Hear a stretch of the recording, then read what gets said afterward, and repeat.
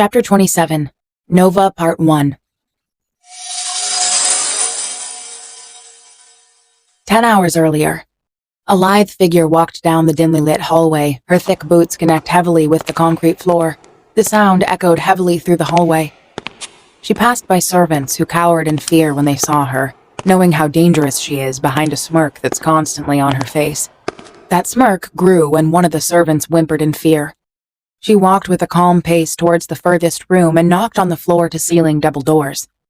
She listened for a muffled, "Come in," before pushing open the door. "General Frederick, you summoned me?" A man in his late 30s looked up from his documents just when she closed the door behind her. "Anelia, come, sit." General Frederick said as he put his documents down. Anelia smirked and walked over to him and sat on the couch directly in front of him. General Frederick leaned by as he took in her face. "How's the eye?"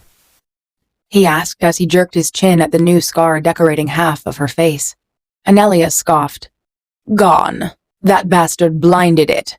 The doctors can't find a way to restore it," she said as she wriggled her finger in front of it, but the pupil didn't follow the movement.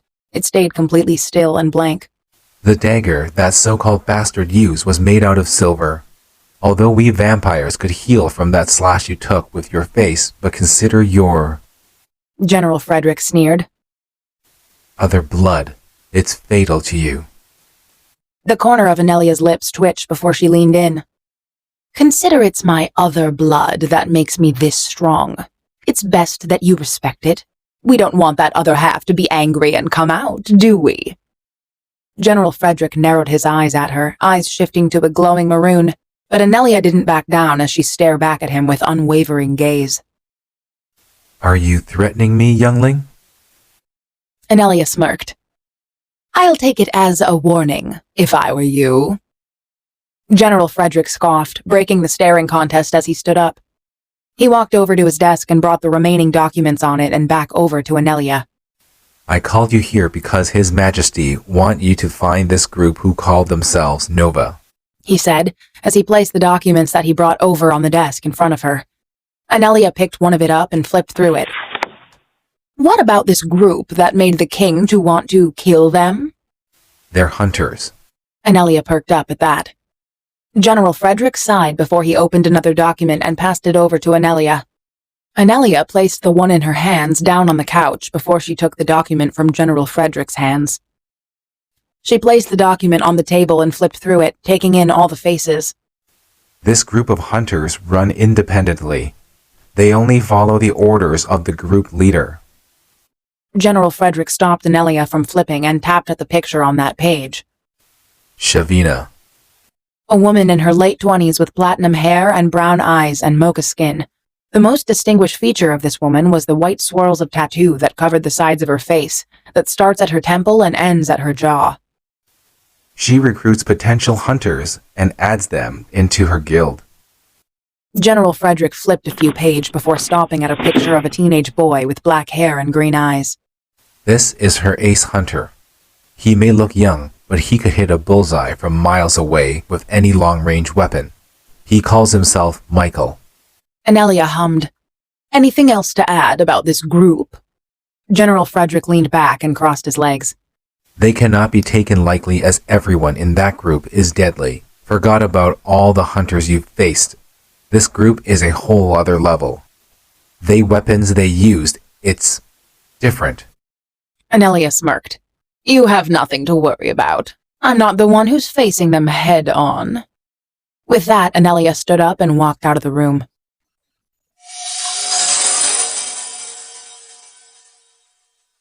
Present time. Bethany and Thomas stared down at each other, their weapons in hand, but none made the first move. Thomas jumped down from the tree and walked closer. From this distance, Bethany could see the difference between the picture and this. Thomas lost that innocent and carefree look. Now, he looked more guarded, but he held himself with a different aura that screams power.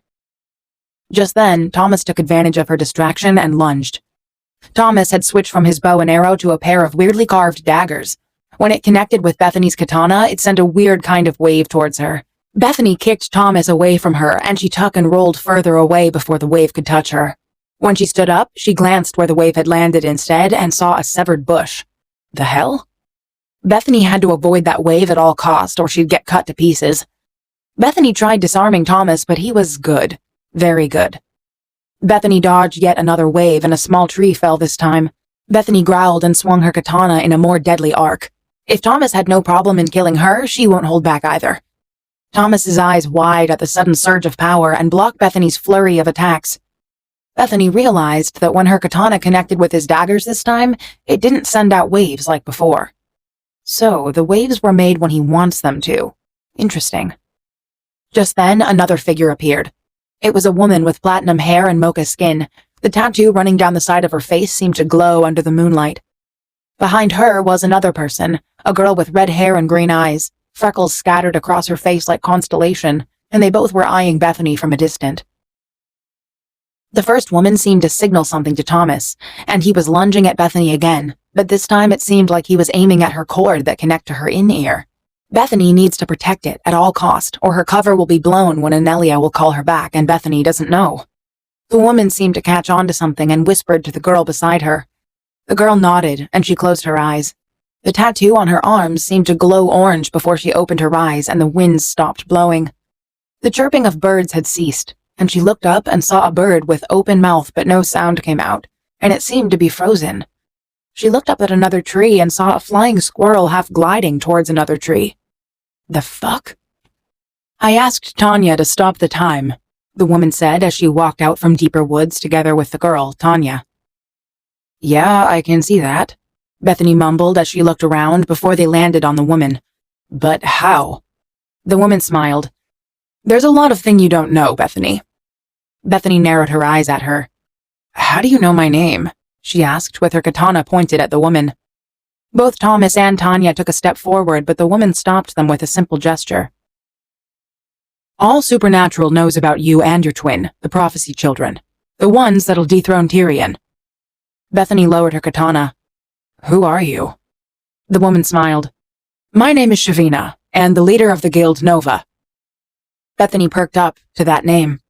The group of hunters that the bastard king wants gone. Yes. Tell me, Bethany, if you're destined to kill Tyrion, why are you on his side? Bethany huffed. I'm pretending to be on his side to gather intel. I'm supposed to be mind-controlled by Anelia. Shavina nodded. Ah, well, I haven't introduced you to these two yet. This, Shavina placed her hand on the girl's shoulder, is Tanya. She then jerked her chin at Thomas. And that's Thomas Michael, Bethany finished. Thomas gasped, then he narrowed his eyes at Bethany, slowly pulling his dagger out. Where did you get that name? Bethany readied her katana. I recognize you. Your picture is hung on the wall of my mate. He's the one that told me about you. Thomas glared. And who exactly is your mate? What came out of Bethany's mouth made his eyes widen in shock. Randolph Stoner, Alpha of the Shadow Moon Pack. What?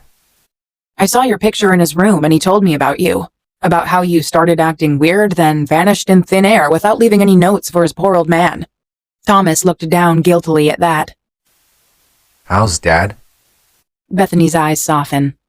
Don't know. Haven't met him yet. But Randolph said that he's still searching for you even when no one else does. They all thought you're dead, but not your dad. Thomas sighed. Thomas, what happened? Why did you leave? From the corner of her eye, she could see Shavina and Tanya walked further away for them to talk in private. Thomas walked over to a log and sat on it. Bethany walked over and sat a few feet away from him on the grass. It happened during the night when we were all playing. I just lost the bet. You sure want to do this? A young Randolph asked a young Thomas worriedly. Young Thomas grinned as he patted Randolph's back. It's gonna be fine. I'm one of the best tracker. I'll track that white deer, take a pic, and be right back. Easy. But they said the white deer appear only on nighttime. You know what lures in the woods during the night? Thomas grinned. I won't be far. I'll still be in the territory. Randolph still looked conflicted, but Thomas laughed it off and slung his arms around Randolph's neck and dragged him to Thomas's house. They were in Thomas's room discussing on how to trick Mr. Michael to think Thomas still in bed sleeping. So they came up with the plan that Randolph will pretend to be Thomas and sleep under the cover wearing his pajamas, so Thomas's scent will mask Randolph's. You still sure about this? Randolph asked as he wrapped himself in Thomas's blanket. Thomas sighed. For the dozenth time, yes. Randolph pouted. I just want you to be safe.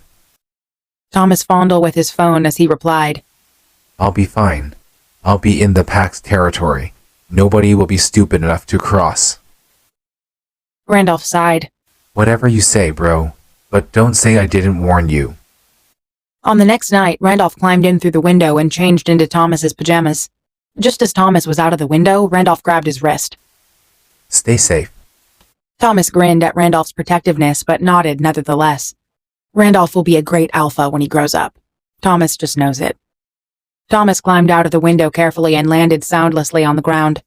He checked his surrounding before he crept towards the woods. He took one last look around, making sure no one saw him before slipping into the woods. When he was more deep in the woods, Thomas went behind a tree and stripped off all his clothes, tied them to his leg before he shifted into his wolf. He shook his gray fur before he started tracking, trying to find the scent of a deer. It wasn't until he reached the edge of the Pack territory before he smelt the scent. Thomas pondered for a while, remembering his promise to Randolph. He could turn back, but the shame of going back empty-handed won his rational part of his mind, and he crossed the line separating him and his Pack territory. He picked up the scent again and chased after it. He chased the scent until he reached clearing. It was beautiful. There was a lot of different flower decorating the land, and the way the moonlight shone on some of the flowers, making them glow in the night. But what's even more beautiful was the single white deer in the middle of the clearing. Thomas shifted back and took his phone from his pants tied around his leg. He on the flash, and click, he took a picture. The deer who saw the light ran away before Thomas could take another.